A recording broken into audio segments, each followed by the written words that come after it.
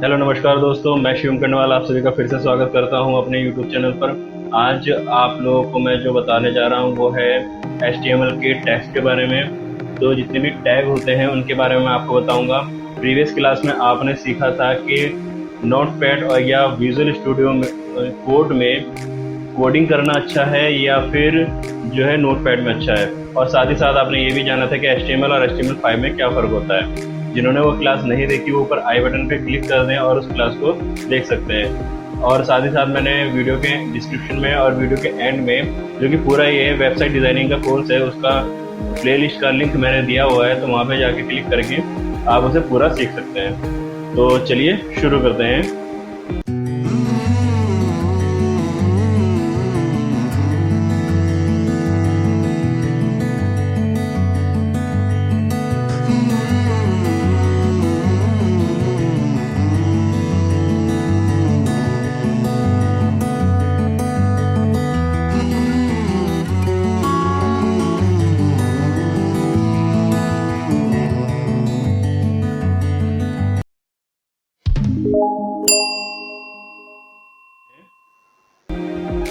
आज का हमारा जो टॉपिक है वो टॉपिक ये है कि टैग्स क्या होते हैं, टैगिंग क्या होती है और कैसे करते हैं, और साथ ही साथ हम उन्हें प्रैक्टिकली करके भी देखेंगे और 2 या 3 टैग को हम यूज़ भी करेंगे। दोस्तों, टैग्स क्या होते हैं? टैग्स सबसे ज़्यादा इंपॉर्टेंट्स होते हैं।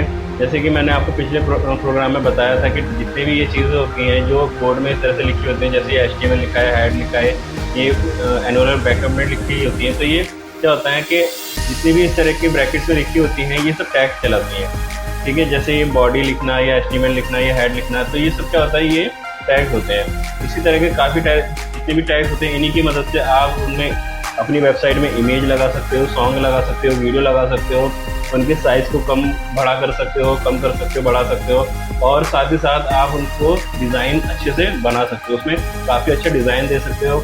इतना मतलब कि जितना आप अच्छे से डिज़ाइन दोगे तो उतना ज़्यादा लोग आपकी वेबसाइट या ब्लॉग पर सबसे ज़्यादा अट्रैक्ट होंगे और आपकी वेबसाइट को विज़िट करेंगे। तो आपको सिर्फ टैग्स को सीखना है। टैग्स कई तरह के होते हैं, मैंने डिस्क्रिप्शन में एक लिंक दिया है जिसमें इन सभी टैग्स की डिटेल्स आपको मिल जाएंगी कि कौन सा टैग किस लिए यूज़ होता है। ठीक है, तो वो सब टैग्स आपको यहाँ पे मिल जाएंगे। आपको सिर्फ इतना करना है कि वीडियो के डिस्क्रिप्शन में एक लिंक मिलेगा जिसमें डाउनलोड टैग्स का एक ऑप्शन होगा, उस पर आप क्लिक करेंगे तो आपको PPT के रूप में सारी की सारी फाइल आप उसको पूरी की पूरी टैग्स को डाउनलोड कर पाएंगे। वो मैंने बनाई है, तो अगर मैंने कोशिश की अपनी तरफ से कि ज़्यादा से ज़्यादा टैग्स उसमें डाल सकूँ, अगर कोई छूट जाए तो उसके लिए सॉरी, लेकिन मैंने अपनी तरफ से पूरी कोशिश की कि सारे के सारे टैग्स आपको मिल जाए। तो जो है आप उसको डाउनलोड कर लेना और एक बार पढ़ ज़रूर लेना, क्योंकि सारे टैग्स को जब आप पढ़ लेंगे तो आगे चल के आपको आसानी होगी ये सब चीज़ सीखने में। तो चलिए प्रैक्टिकल करके देख लेते हैं। तो ये हमने अपना पुराना एक प्रोग्राम खोल लिया है, यहाँ पे हम इसको HTML5 में बनाएंगे और चलिए शुरू करते हैं। देखिए यहाँ पे आपको HTML लिखना है, HTML के बाद आपको हेड, फिर टाइटल में आपने यहाँ पे, चलो मैं लिख देता हूँ एक नया नाम, स्माइल बुक कर देते हैं इसका नाम, और फिर उसके बाद इस टाइटल को बंद कर देते हैं। फिर यहाँ पे हेड, फिर यहाँ पे बॉडी, फिर बॉडी के अंदर हम करते हैं अब कोडिंग करना शुरू। तो चलिए अब देखते हैं कैसे कैसे ये करना है हमें। तो सबसे पहले जो भी हम सबसे इम्पोर्टेंट जो टैग होता है उसे मैं मानता हूँ हेडिंग। हेडिंग होती है आपकी H1, H2, H3, H4, H5 और H6। ये 6 तरह की हेडिंग्स होती हैं और सबका अलग अलग रोल होता है। जैसे मेन हेडिंग जिसे हम बड़ी हेडिंग बोलते हैं वो होती है H1, उससे जो छोटी हेडिंग होती है वो होती है H2, उससे छोटी H3, उससे छोटी H4, उससे छोटी H5 और सबसे छोटी H6। तो हेडिंग्स को मैं आपको यहाँ पे प्रैक्टिकली करके दिखाऊंगा कि हेडिंग्स कैसे होती हैं। हेडिंग्स लिखना बहुत ज़्यादा ज़रूरी होता है, क्योंकि हेडिंग्स में जो आप वर्ड लिखते हैं वो जब भी कोई पर्सन नेट पे या गूगल पे कहीं पे भी सर्च करता है उस वर्ड को, तो गूगल सब जगह हेडिंग्स को ही चेक करता है। अगर आपके हेडिंग्स को गूगल सर्च कर लेगा तो आपकी वेबसाइट को उस पर्सन को दिखा देगा। अगर आपने हेडिंग्स नहीं बनाई होगी तो गूगल आपकी वेबसाइट को सर्च ही नहीं कर पाएगा और वो किसी को भी नहीं जल्दी से शो होगी। तो इसलिए हेडिंग्स लिखना ज़रूरी है और कम से कम आपको 3 हेडिंग्स लिखनी ज़रूरी है। अब हेडिंग का यूज़ कैसे करते हैं वो मैं आपको बताता हूँ। H1 एक सबसे पहली जो हेडिंग है, हम वहाँ पे लिखते हैं वेबसाइट डिजाइनिंग। ठीक है, अब इसको हम रन करा के देखते हैं। हम लाइव सर्वर से इसको रन करा रहे हैं।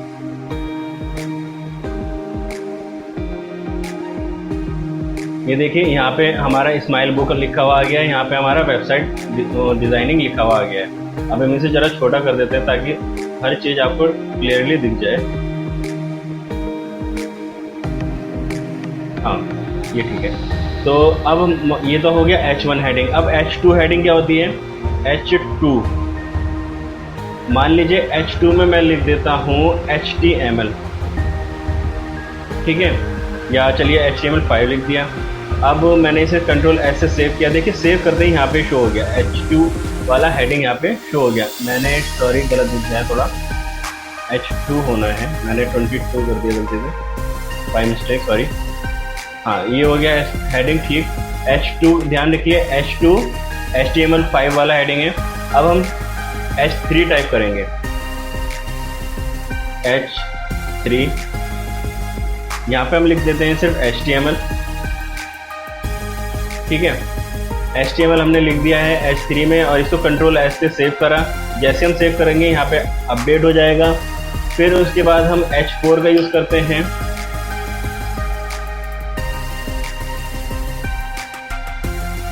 यहाँ पे हम लिख देते हैं टैग्स, जो कि हम HTML के अंदर यूज़ करते हैं।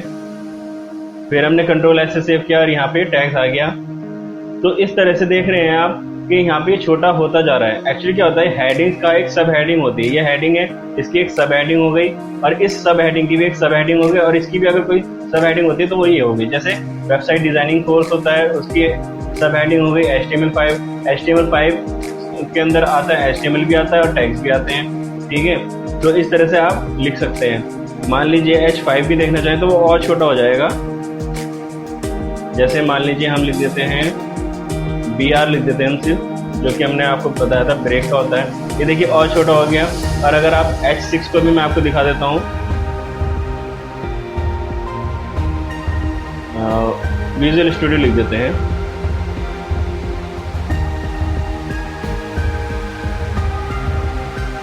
और इसको हमने कंट्रोल S से सेव किया। ये देखिए और छोटा हो गया। मतलब अब आप सोच रहे होंगे कि इनका यूज़ कहाँ कहाँ होता है। हेडिंग्स तो आप समझ गए होंगे, जो ये हेडिंग्स है ये मेन हेडिंग होती है। जब भी आपने बुक्स में भी देखा होगा और वेबसाइट में भी देखा होगा, ये मेन हेडिंग्स जो होती है ये नाम का काम करती है। उसके नीचे जो दूसरी हेडिंग आती है, ये वाली जो हेडिंग होती है, नाम का काम, मतलब मैं आपको पहले बताता हूँ नाम का काम, अगर आप कंफ्यूज ना हो। जैसे अमेजोन, फ्लिपकार्ट का नाम उनकी वेबसाइट पे है, वो काम ये करती है। जब कोई अमेजोन सर्च मारता है तो उसको अमेजोन की वेबसाइट दिखाई जाती है गूगल पर, तो वो इस हेडिंग की वजह से दिखाई जाती है, क्योंकि इस हेडिंग के फॉर्मेट में लिखा होता है अमेजोन या फ्लिपकार्ट। अब उसके बाद क्या आता है कि मोबाइल्स लिखे होते हैं। तो मोबाइल्स किस हेडिंग में लिखे होते हैं? वो इस वाली हेडिंग में लिखे होते हैं जिसमें हमने HTML5 लिखा है। अब मोबाइल्स के नाम और उनकी डिटेल्स किस में लिखे होते हैं?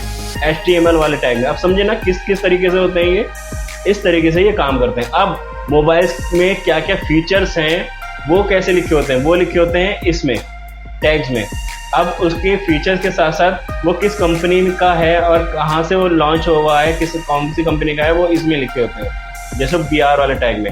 उसके बाद कुछ नोट्स होते हैं, टर्म्स एंड कंडीशन लिखी होती है, जैसे कि पेमेंट के टाइम पे या प्रोडक्ट को खरीदते वक्त कुछ टर्म कंडीशन लिखी होती है। आप चाहे वहाँ पे विजिट करके देखना, तो वो इस वाले जो है टैग में लिखी होती है, जो हमने H6 को यूज़ किया। तो इस तरीके से आपको अपनी वेबसाइट में यूज़ करना है। तो इससे क्या होगा कि आप 6 के 6 टैग यूज़ कर पाओगे। एक तो दूसरी चीज़ क्या होगा, जब इनमें से कोई भी चीज़ कोई भी यूज़र गूगल पे सर्च मारेगा तो आपकी वेबसाइट सामने आएगी। जब आपकी वेबसाइट सामने आएगी तो लोग आपकी वेबसाइट में विजिट करना शुरू कर देंगे, क्योंकि आपने अपनी वेबसाइट को उस तरह से डिज़ाइन किया होगा जिससे लोग अट्रैक्ट हों। क्योंकि अगर जितनी भी अच्छी वेबसाइट होगी, अगर आप उतनी अच्छी वेबसाइट इस हिसाब से वेबसाइट बनाएंगे और आपकी वेबसाइट पे लोग अगर विजिट करेंगे तो आपकी वेबसाइट ऑटोमेटिक रैंकिंग पे आ जाएगी। तो जितनी अच्छी रैंकिंग आपकी वेबसाइट की होगी उतना ज़्यादा प्रॉफिट आपको मिलेगा। अब बात करते हैं एक और टैग की, जिसको हम बोलते हैं BR टैग। BR टैग का हम यूज़ क्यों करते हैं ये मैंने आपको बताया है, लेकिन मैं आज इसके साथ कुछ और भी बताने वाला हूँ। जैसे मान लीजिए मैंने लिखा हेलो हाउ आर यू, ठीक है, और इसमें लिखा इसके आगे लिखा हाउ इज योर डे। ठीक है, अब मैं इसको लिख देता हूँ हाउ इज योर डे को नेक्स्ट लाइन में। ठीक है, मैंने यहाँ पे सेव किया, लेकिन ये क्या हुआ, मैंने तो यहाँ पे नेक्स्ट लाइन में लिखा है लेकिन यहाँ पे तो आगे आ गया। भैया ऐसा क्यों आया? क्योंकि मैं आपको पहले भी बताया था, मैंने आपको फिर से बता देता हूँ, क्योंकि जितना भी जो भी ब्राउज़र होता है, जितनी भी चीज़ें वो समझता है, वो कोडिंग की लैंग्वेज को समझता है। अगर आप कुछ भी यहाँ पे लिखोगे, मान लो इसके आगे भी आपने कुछ लिख दिया, मान लो ये एंटर करके यहाँ पे लिख दिया, मान लो मैं अपना नाम ही लिख देता हूँ शिवम खंडवाल, तो मैं यहाँ पे इसको सेव करता हूँ। ये देखो यहाँ पे इसके आगे आ गया, मतलब ये इसके आगे आया है, नीचे नहीं आया, जबकि मैंने तो यहाँ पे नीचे लिखा। तो अब मेरे को क्या करना पड़ेगा कि BR नाम से टैग होता है जिसका फुल फॉर्म होता है ब्रेक रो। ठीक है, मतलब कि रो को ब्रेक कर दो। तो जैसे मैं इसको यहाँ पे लगाऊंगा और फिर कंट्रोल S करूंगा, देखो ब्रेक रो हो गई, BR ने काम कर दिया अपना। तो अब मुझे यहाँ पे भी लगाना पड़ेगा फिर। ठीक है, अब यहाँ पे भी लगाना पड़ेगा, फिर मुझे कंट्रोल S से सेव करना पड़ेगा। मतलब कि यार हर बार लगाऊं क्या मैं अब इसको? यार ये तो दिक्कत वाली बात हो गई। ब्रेक रो की जगह अगर कुछ और होता कि मान लो मैंने इसे यहाँ पे शुरू में लगा दिया और लास्ट में लगा दिया और काम खत्म, तो अच्छा होता ना। तो ऐसा भी एक टैग है, मैं आपको बता देता हूँ। जी हाँ बिल्कुल दोस्तों, ऐसा एक टैग है, मैं आपको आज दिखा देता हूँ। मुझे इस टैग का यूज़ मैं सबसे ज़्यादा करता हूँ फिलहाल तो। ये है प्री टैग, हम उसको बोलते हैं प्री टैग। और ये एंड वाला पार्ट भी एक साथ आ गया है। ये मैंने इसे कट किया और यहाँ पे मैं इसको पेस्ट कर देता हूँ। ठीक है, अब देखो यहाँ पे मैंने इसे पेस्ट कर दिया। अब जैसे मैंने इसे सेव किया तो ये देखिए ये आ गया। ठीक है, अब आप कहेंगे कि ये हेलो यहाँ पे आ रही है, आगे क्यों आया? क्योंकि यहाँ पे इसने डिस्टेंस, इसका जो ये है आप देख रहे होंगे यहाँ पे थोड़ा सा क्या कहते हैं, टैगिंग की वजह से ऐसा हुआ है जो हमने टैग किया है। इसको अगर हम ऐसा करेंगे,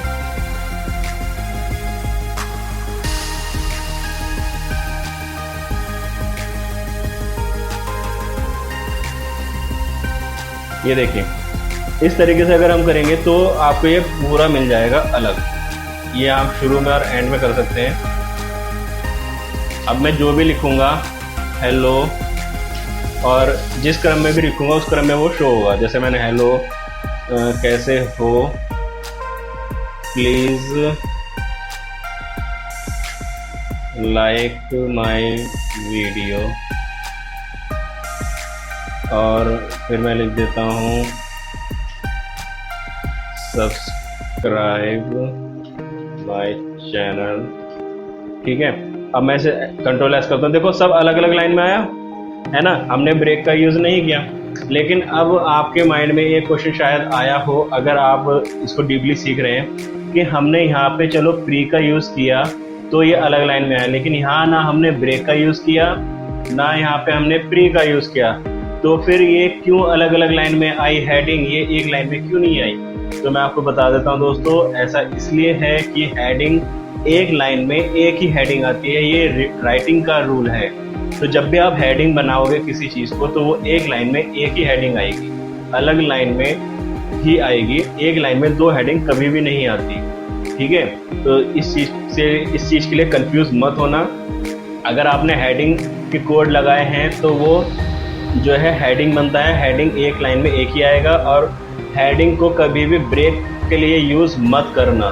ठीक है, क्योंकि अगर आपने यहाँ पे मान लीजिए HTML5 लिख के BR की जगह H2 या H1 या H3 लिख दिया तो वो हेडिंग बन जाएगा, वो ब्रेक नहीं कहलाएगा, आपको BR ही यूज़ करना पड़ेगा। अगर आप ये सोच रहे हो कि मैंने तो प्री टैग का यूज़ कर लेता हूँ, BR की क्या ज़रूरत, तो मैं आपको बता देता हूँ, कुछ कंडीशन वेबसाइट बनाते वक्त ऐसी आ जाती हैं जहाँ पे हम प्री का यूज़ नहीं कर पाते, वहाँ पे हम ब्रेक का यूज़ कर पाते हैं। मतलब कर नहीं पाते, मतलब हम चाहते हैं कि कुछ लाइन तो एक साथ चलें और कुछ लाइन अलग अलग चलें, तो जहाँ पे हमें अलग अलग चलानी है और एक साथ दोनों चीज़ चलानी है तो उस जगह हम ब्रेक का यूज़ करते हैं, जहाँ पे हमें कंटेंट बनाना होता है।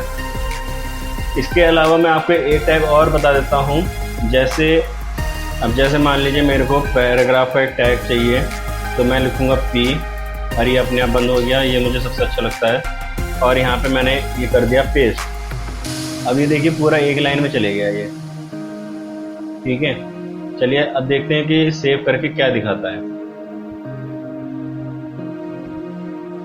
ये देखिए पूरा पैराग्राफ जैसा बन गया है। ठीक है, जैसे एक कोई लाइन लिखी होती है, तो वो सब चीज़ यहाँ पे लिखी हुई आ गई। तो ये जो टैग होता है ये पैराग्राफ के लिए यूज़ किया जाता है, ठीक है। इस चीज़ का आपको ध्यान रखना है। एक मैंने आपको आज 3 टैग के बारे में 4 टैग के बारे में बताया है। एक H1 H वाला टैग जिसमें H1 H2 H3 H4 H5 H6 आ गया, जो कि हेडिंग के लिए यूज़ होता है। उसके बाद मैंने आपको ब्रेक वाला बता दिया, जो कि मैं पहले भी बता चुका था। और उसके बाद मैंने आपको प्री का टैग बता दिया, और उसके बाद मैंने आपको पी वाला टैग बता दिया, जो कि पैराग्राफ के लिए यूज़ होता है। अगर किसी को कोई भी डाउट हो तो प्लीज़ मुझे कमेंट करके पूछ सकता है, या मुझे मैसेज करके पूछ सकता है। आप मुझे इंस्टाग्राम या व्हाट्सएप पे भी ज्वाइन कर सकते हो, डिस्क्रिप्शन में मैंने लिंक दिया हुआ है, या मेरे चैनल के अबाउट अस में भी जाकर मेरे लिंक पे क्लिक करके आप मेरे से डायरेक्टली चैट में बात भी कर सकते हो। कोई भी दिक्कत अगर आपको होती है तो आप मुझे डायरेक्टली मैसेज कर सकते हो, कोई दिक्कत की बात नहीं है, ठीक है। तो दोस्तों नेक्स्ट क्लास में हम ये सीखेंगे कि इमेज को ऐसे लगाते हैं, इमेज को कैसे रीसाइज करते हैं। साथ ही साथ हम ये भी सीखेंगे कि हम UI, LI, OI का यूज़ कैसे करेंगे। ये एक टैग है, और ये टैग का मतलब क्या है और किस काम में ये टैग आते हैं। और अगर आपको मेरी वीडियो पसंद आए प्लीज़ लाइक कर दीजिए, शेयर कर दीजिए, और अगर आप मेरे चैनल पर नए हैं तो चैनल को सब्सक्राइब कर दीजिए और बेल आइकन को प्रेस कर दीजिए। Thank you.